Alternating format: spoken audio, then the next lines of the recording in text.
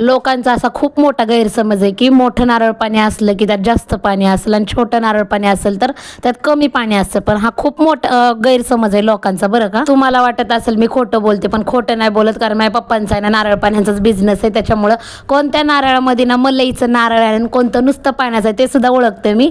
आणि आम्हाला सगळ्यांना घरच्यांना नारळ पाणी पण फोडता येतं, बरं का. हे काय मी ॲक्टिंग वगैरे नाही करत आहे, खरंच नारळ पाणी मी माझ्या हाताने फोडते. उशीर झाला होता त्यामुळे म्हटलं पटकन आज नारळ पाणी फोडून देते, आणि ह्यांच्यासाठी नारळ पाणी दिलं होतं सकाळ सकाळी. थांबा म्हटलं तुम्ही आवरूच तर मीच फोडून देते तुम्हाला, म्हणून मीच घेतलं होतं बरं काय नारळ पाणी फोडायला आज.